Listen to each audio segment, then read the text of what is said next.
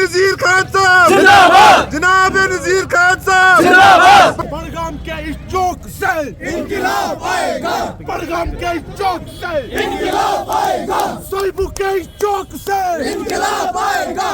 मुबारक शाह सबनिस खानदानस तिकाज तम मन नेरान बीजेपी ती नेशनल कॉन्फ्रेंस ती PDP ती मगर बह कर लुकन सोईबू के लुकन गुजारिश तुम करू गर गर लीडरशिप खड़ा तहसील बडगाम यतीम यह सयासी तौर यतीम बिलखसूस सोईबू इलाक यह यतीम ये लोकल लीडरशिप यह जमा यह खड़ा गसन बस डॉक्टर अब्दुल्ला बस महराज दीन गने और बाकी लुकन सन कारकुन बह गुजारिश कर रोजान फ्यूचर खतर तैयार इंशाअल्लाह रहमान नज़ीर अहमद खान साहब नि सरबराही मज अहंदिस क़यादतस मज इंशाअल्लाह बडगाम डिस्ट्रिक्ट बिलमाम और बिलखसूस ये बडगाम कॉन्स्टिट्यूंसी हुंद नक्श गि इंशाअल्लाह रहमान तब्दील गसन और यह हॉकर सर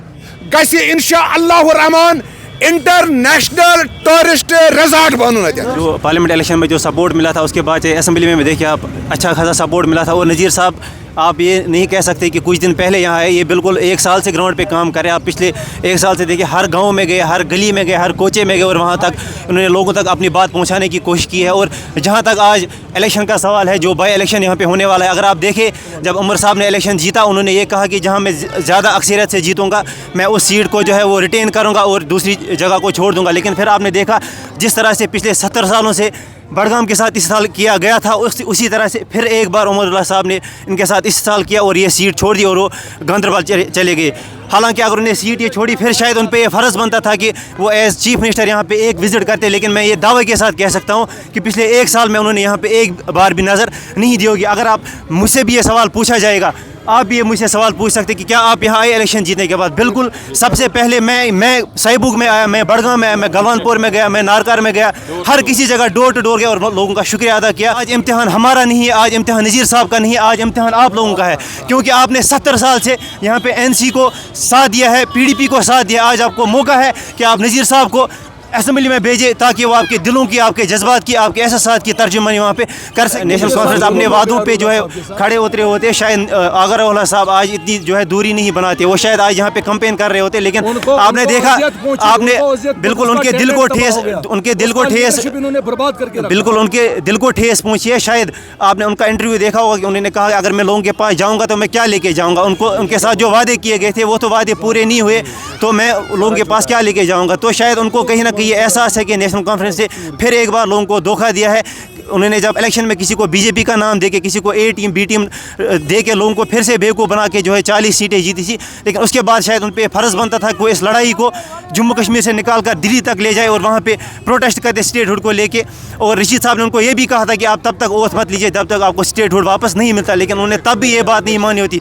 अगर थोड़ा ही हमें वापस मिला होता, अगर 10 रुपये में से 1 रुपया ही तब वापस मिला होता, शायद आज हम कुछ कर पाते। लेकिन उमर साहब को तब पावर की पड़ी थी, प्रोटोकॉल की पड़ी थी। लोगों को चाहे कैंडिडेट को देखकर वोट दे, पार्टी एक सपोर्ट है, पार्टी में तब आपको फायदा मिलेगा जब आपका कैंडिडेट किसी लायक हो। अगर कैंडिडेट आपका लायक ना हो तो पार्टी अगर मजहब भी हो तब भी आपको कोई फायदा मिलने वाला नहीं। मुझे पूरा यकीन है जिस हिसाब से हम चलते हैं तो हम नंबर 1 पे है इंशाल्लाह। देखिए, मैं रोला साहब को पॉलिटिकल फील्ड में उस ग्रुप का लीडर समझता हूं जो पार्टी बनाते हैं। वो पार्टी से नहीं बने हैं, पार्टी उनसे बनती है। नेशनल कॉन्फ्रेंस को जब ज़रूरत थी आगा रोला साहब की तो उसको कहाँ नहीं पहुँचाया, लद्दाख से लेकर पूरे जम्मू कश्मीर में उसको घुमाया। पुंछ, राजौरी, डोडा, रामबन, कश्तवाड़, श्रीनगर, बारामुल्ला, कुपवाड़ा, सोनवार, कोई जगह नहीं जहां रूला साहब को नहीं पहुंचाया। सरकार मिली, MLA बने और बाद में जब रूला साहब ने अपने, चूँकि वो बनाने वालों में से है, पार्टी बनने वालों में से नहीं, पार्टी से वो बनने वाले नहीं है, वो तो बनाने वालों में से। नेशनल कॉन्फ्रेंस में उसका ज़बरदस्त कंट्रीब्यूशन है ज़ाती तौर पे।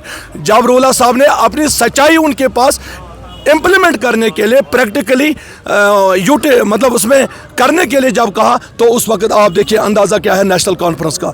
देखिए, इसके बाद आप देखिए चीफ मिनिस्टर रहे हमारे उमर अब्दुल्ला साहब 1 साल। क्या ये ज़मीर उसका नहीं जागता कि आपने यहाँ से 38,000 वोट्स लिए?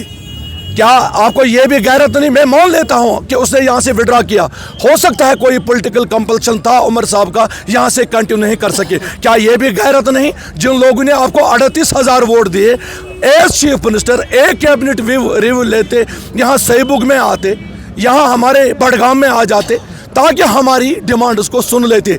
आपके कान पे जूं तक नहीं रहेंगी उमर साहब, आज वोट किस मुंह से दिखाएंगे? शर्म की ये बात है, चीफ मिनिस्टर होकर, पार्टी का प्रेसिडेंट होकर, आप और आपके बाप में हिम्मत नहीं, आप पब्लिक का सामना करेंगे। आप कोलगाम से लोगों को लाते हैं, आप कुपवारा से लोगों को लाते हैं, आप गुरेज से नज़ीर गुरेजी को लाते हैं यहाँ लोगों को फंसाने के लिए। ये जुल्म है, ये तशद्दुद है बड़गाम के लिए। अगर हमारे लोग ये नहीं समझ सके, फिर दोबारा बेड़ा गर्क हो जाएगा। अल्लाह ताला ने यहाँ के लोगों के दिलों में ये तासीर डाल दी कि कोई है युस काशिर पर सानिस सिरस बन सरपोश, युस सानियन खानियन कमजोरन मंज सानि शर्म हयूक पज पट बन पर्द।